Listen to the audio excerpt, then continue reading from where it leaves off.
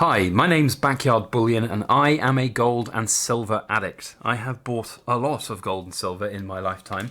A lot of it potentially because of YouTube and social media. In fact, it's definitely because of YouTube. I wouldn't have been buying as much as I have without my channel. And all of the other channels out there that sometimes might portray silver and gold to be a little bit better than it might generally be. And so today we're going to take a deep dive into asking the question, what if it doesn't work out quite how you were expecting for your gold and silver purchases?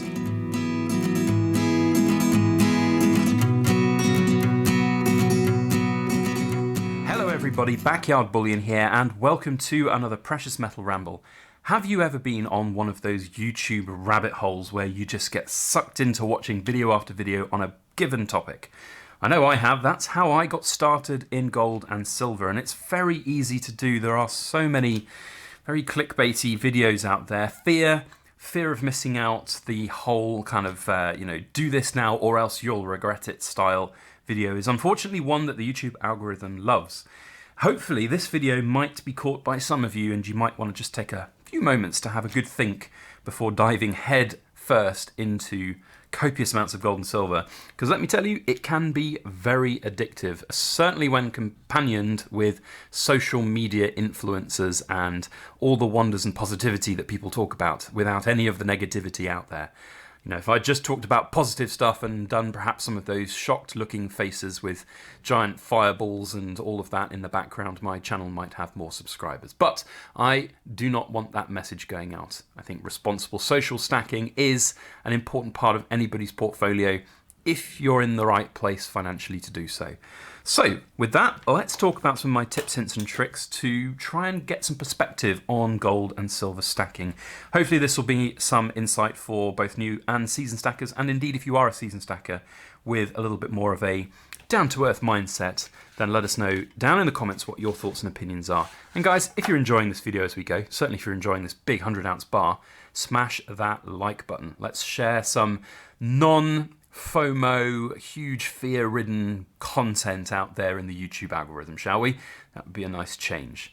So that is part of the problem. There are unfortunately a lot of channels out there that will pander to fear-mongering and hype, and that's just part of the internet now, unfortunately. It's been born somewhat by Google and YouTube in terms of that click-through ratio, the thing that all YouTubers will be obsessed with. If you have a thumbnail with that screaming face on it, or a shocked look and fire in the background and big, eye-catching titles that don't really have relevance or semblance to the video's content, you're gonna get more views and that makes you more money.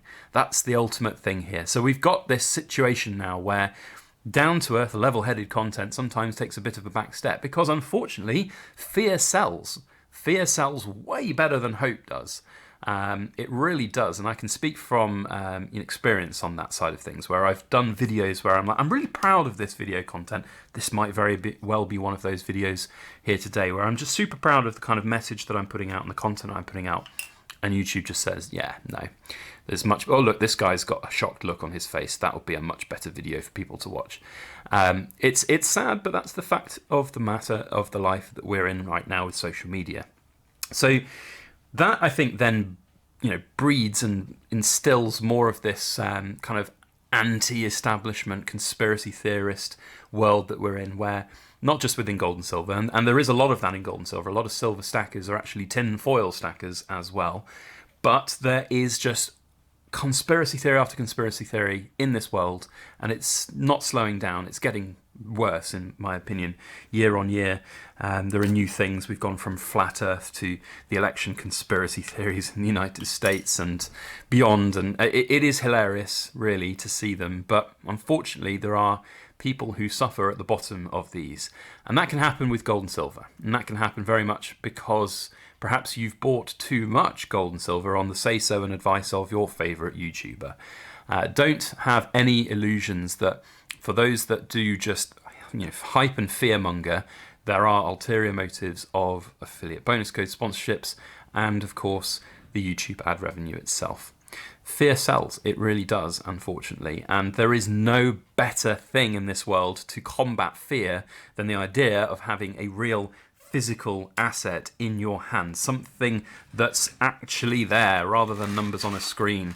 Yeah, definitely. And I would be remiss if I didn't say that there are lots of positives in this market for owning gold and silver. I mean, I have a lot of it. It's a thing that I will potentially rely on if there are some huge issues within financial markets. But that's not primarily the reason that I buy it. I buy it as a hedge, as a insurance policy against all those other things. I have plenty of other investments within traditional financial markets, and metals form a small part of a bigger portfolio for a lot of people, and that is, in my opinion, how it should be.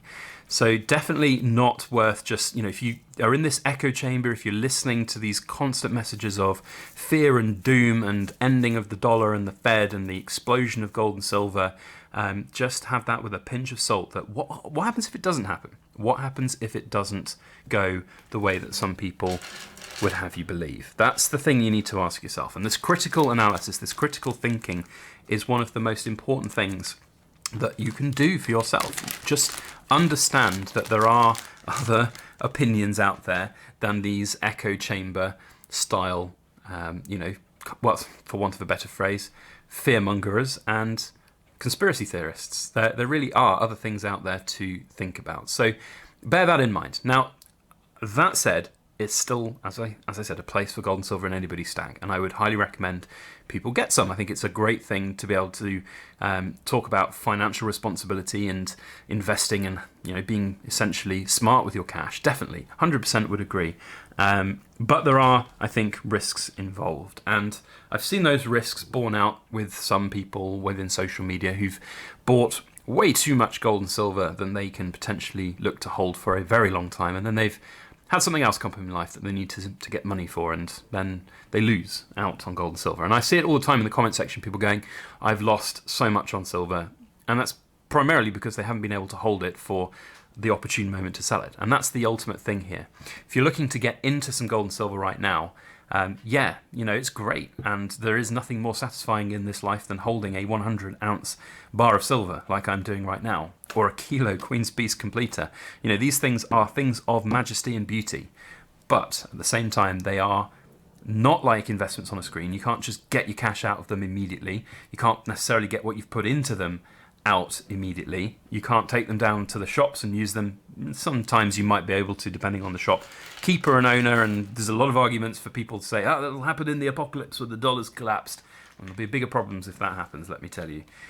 So from those perspectives, yeah, it's great, but it's also a liability. It is very much a liability. And beyond the fact of just putting too much money in and then needing to sell at the wrong time, it's something that's real that could be lost or stolen, or if you have a natural disaster and your house is demolished by a landslide, like in Italy recently, there are plenty of things that can go wrong with gold and silver. So you hear all of these fantastic messages about how great it is and where it's going to end up and where it's going to go and the amount of money that you can make from it. That's maybe possible.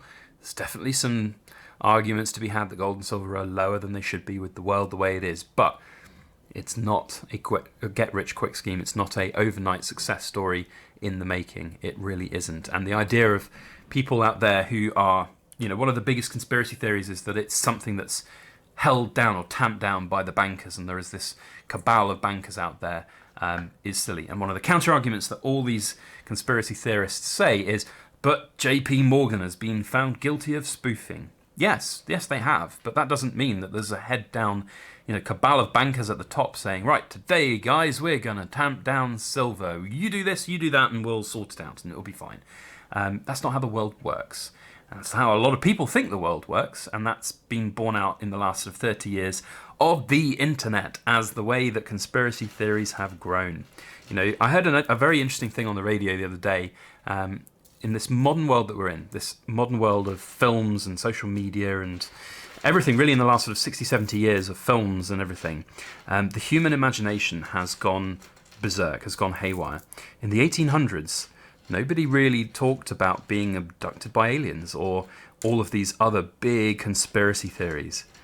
And now we do. because there are all of these different messages. If you want to find a particular agenda of something that you feel strongly about, you can find them online really easily. You can go to a forum, you can go to a message board, you can go to a Facebook group and find people who are ready and willing to justify and verify your thoughts on something that's crazy. And that's like that's basically how the flat earth movement has really taken off and been so incredible. It's fallen by the wayside somewhat now, but 3, 4, 5 years ago, that was the big thing. And unfortunately, there's a movement like this within the silver and gold markets, that there is this power that is keeping gold and silver down, and it's silly. It's not how the world works. Call me a pessimist, call me a CIA shill or a banker's, I don't know, pawn or whatever you want to call it. It's quite funny, it's quite laughable really. The irony is that I'm a gold and silver stacker. I have lots of metals, and if I'm wrong, I'm wrong. But generally speaking, you know, those kind of conspiracy theorists are fairly mainstream, unfortunately, and they do have a lot of impact on just general people in the world. And you know, we saw from the big squeeze movement that happened 18 months ago now, how are those people's investments doing? Just go look at that. Go ask yourself, what if their saying doesn't happen? How can you cope? And it's happened before all of this as well. There was I can't remember his name, but there was a big silver stacker, big person on YouTube who put everything into silver. He sold his house, all of his possessions. He got so much silver because he thought it was going to go to the moon. And then suddenly his YouTube channel's disappeared and he's not there anymore. And yeah, that didn't end up so well. So just have a think about what's right. And if you balance things right, and if you have that right strategy at the beginning, looking about how you're going to have your silver and gold ownership, what you're going to do with it, when you're going to sell it, how you're going to get out of it, then I think, to coin a phrase, you'll be golden. And that silver lining will actually prove itself to be worthwhile. So that's my thoughts, tips and hints and tricks. May not agree with you. You might not agree with me. That's fine. If you want to share your thoughts respectfully down in the comments, then let's go for it. But if you're just going to call me a banker's shill and a Fed, CIA, whatever it is, then fine, do it. But you'll probably end up in the ban pile because it's just there's no time for that. But otherwise, thank you to all my ramblers. I really do appreciate you sticking around to the end. What are we at? 12 minutes today of ramblings. Excellent. Thank you. I really do appreciate you guys sticking around to the end of videos, and it's always nice to hear from you. So if you don't know what a rambler is and you're watching now, you're in that rambling society. Thank you very much. We'll see you on the next video. That one is going to be King Charles, the first King Charles coin to be reviewed on our channel, and I'm super excited for it. And I hope you are too. That's on Friday. Otherwise, we'll see you then. Thank you one and all for watching. And as always, please make sure that you like, share, comment, and subscribe for more.